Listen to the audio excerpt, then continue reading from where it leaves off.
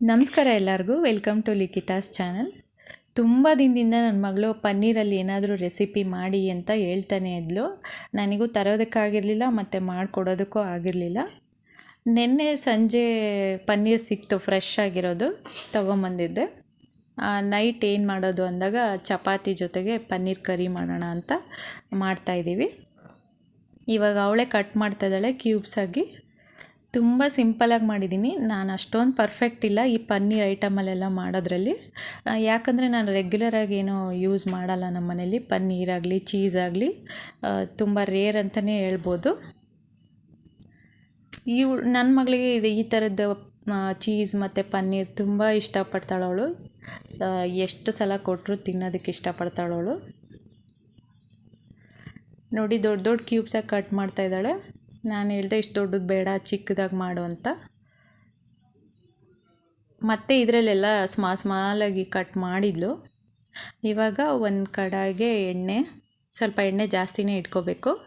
1-2 piece ಚಕ್ಕೆ, ಒಂದು ಏಲಕ್ಕಿ, 1 ಲವಂಗ, 2 ಈರುಳ್ಳಿ ತೊಗೊಂಡಿದ್ದೆ, ಸಣ್ಣದಾಗಿ ಕಟ್ ಮಾಡಿ ಇಟ್ಕೊಂಡಿದ್ದೆ.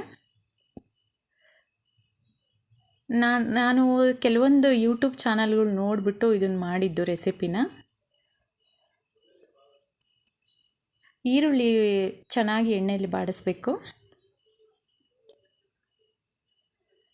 ಇವಾಗ ಒಂದು ಸ್ವಲ್ಪ ಉಪ್ಪು ಹಾಕಬೇಕು.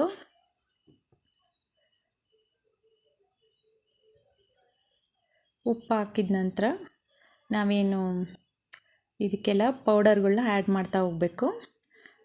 ಶುಂಠಿ ಪೇಸ್ಟ್ ಹಾಕ್ತಾಯಿದ್ದೀನಿ. ಬೆಳ್ಳುಳ್ಳಿ ಹಾಕಬೇಕು. ಆ್ಯಕ್ಚುಲಿ ಬೆಳ್ಳುಳ್ಳಿ ಇರಲಿಲ್ಲ, ಬರೀ ಶುಂಠಿ ಇತ್ತು. ಶುಂಠಿ ಪೇಸ್ಟ್ ಹಾಕ್ತಾಯಿದ್ದೀನಿ. ಗರಂ ಮಸಾಲ ಹಾಕ್ತಾಯಿದ್ದೀನಿ 1 ಸ್ಪೂನು.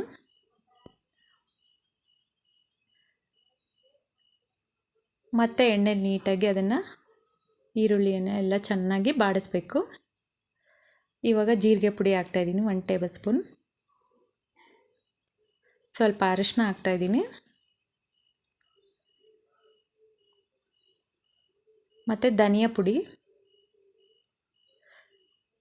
ಅಚ್ಚ ಖಾರದ ಪುಡಿ ಹಾಕ್ತಾಯಿದ್ದೀನಿ. ನಮಗೆ ಖಾರ ನೋಡಿಕೊಂಡು ಜಾಸ್ತಿ ಎಲ್ಲ ಸ್ವಲ್ಪ ಮಸಾಲ ಜಾಸ್ತಿ ಇರಲಿ ಅಂದರೆ ಎಲ್ಲ ಜಾಸ್ತಿ ಹಾಕ್ಕೋಬೋದು. ನನಗೆ ಮೀಡಿಯಮ್ ಇರಬೇಕಿತ್ತು. ಈಗ ಮಕ್ಕಳೆಲ್ಲ ತಿನ್ನೋದ್ರಿಂದ ಸ್ವಲ್ಪ ಮೀಡಿಯಮ್ ಇದ್ರೇ ಇಷ್ಟಪಡ್ತಾರೆ ಅವರು. ಖಾರ ಇದ್ದರೆ ಅಷ್ಟೊಂದು ಇಷ್ಟಪಡಲ್ಲ. ಇವಾಗ 2 ಟೊಮೊಟೊನ ನಾನು ಮಿಕ್ಸಿ ಮಾಡಿಟ್ಕೊಂಡಿದ್ದೆ, ಟೊಮೊಟೊ ಪ್ಯೂರಿ ಮಾಡಿಟ್ಕೊಂಡಿದ್ದೆ. ಆ ಪ್ಯೂರಿನೇ ಇದಕ್ಕೆ ಆ್ಯಡ್ ಮಾಡಬೇಕು. ಮತ್ತು ನೀಟಾಗಿ ಎಣ್ಣೆಲಿ ಇದನ್ನೆಲ್ಲ ಫ್ರೈ ಮಾಡಬೇಕು, ಬಾಡಿಸ್ಬೇಕೆಲ್ಲ ನೀಟಾಗಿ. ಎಣ್ಣೆ ಅಂಶ ಎಲ್ಲ ಬಿಟ್ಕೋಬೇಕು.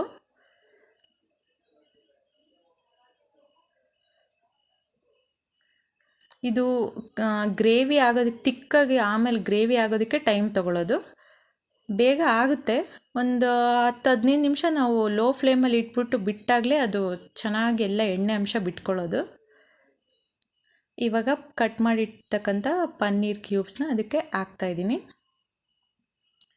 ಈ ಪನ್ನೀರನ್ನ ನಾನೇನು ಫ್ರೈ ಮಾಡಿಲ್ಲ, ಹಾಗೇ ಕಟ್ ಇರ್ತಕ್ಕಂಥ ಪನ್ನೀರ್ ಕ್ಯೂಬ್ಸ್ನ ಅದಕ್ಕೆ ಆ್ಯಡ್ ಮಾಡ್ತಾಯಿದ್ದೀನಿ. ಇವಾಗ ಇನ್ನೊಂದು ಸೀಕ್ರೆಟ್ ಇಂಗ್ರೀಡಿಯೆಂಟ್ ಏನಂದರೆ ಮೊಸರು. ಈ ಮೊಸರನ್ನ ಬೀಟ್ ಮಾಡಿ ಹಾಕಬೇಕು. ಕೆಲವರು ಫ್ರೆಶ್ ಕ್ರೀಮ್ನ ಹಾಕ್ತಾರೆ.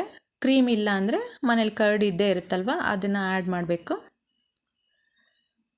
ಈ ಕರ್ಡ್ ಹಾಕೋದ್ರಿಂದನೇ ಟೇಸ್ಟ್ ಎನ್ಹಾನ್ಸ್ ಆಗುತ್ತೆ ಮತ್ತು ಒಂಥರ ಕ್ರೀಮಿ ಟೆಕ್ಸ್ಚರಲ್ಲಿ ಬರುತ್ತದು ಗ್ರೇವಿ.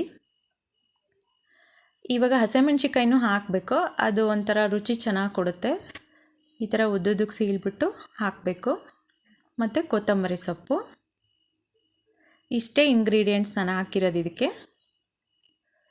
ಇವಾಗ ಒಂದು ಲಿಡ್ ಮುಚ್ಚಿಬಿಟ್ಟು ಲೋ ಫ್ಲೇಮಲ್ಲಿ ಬಿಟ್ಬಿಡಬೇಕು ಬೇಯೋದಕ್ಕೆ. ಗ್ರೇವಿ ತಿಕ್ಕಾಗಿ ಬರೋವರೆಗೂ, ಆ ಎಣ್ಣೆ ಅಂಶ ಎಲ್ಲ ಬಿಟ್ಕೊಳ್ಳೋವರೆಗೂ ನೀವು ಲೋ ಫ್ಲೇಮಲ್ಲಿ ಇಟ್ಬಿಟ್ಟು ಅದನ್ನು ಬಿಟ್ಬಿಡಬೇಕು. ಟೈಮ್ ತೊಗೊಳುತ್ತೆ ಇದು. ಲಾಸ್ಟಲ್ಲಿ ಒಂದು 15 ಮಿನಿಟ್ಸ್ ಅಂತೂ ಆಗೇ ಆಯಿತು.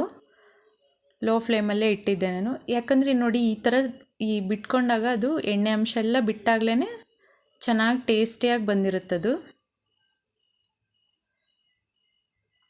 ಇಷ್ಟೇ, ಇದು ಸಿಂಪಲ್ ಪನ್ನೀರ್ ಕರಿ ಮಾಡಿರೋದು. ತುಂಬ ಸಿಂಪಲ್ಲು ಮತ್ತು ಬೇಗನೆ ಆಯಿತು. ಸ್ವಲ್ಪ ಬೇಯೋದಕ್ಕೆ ಟೈಮ್ ತಗೊಳ್ತಷ್ಟೆ.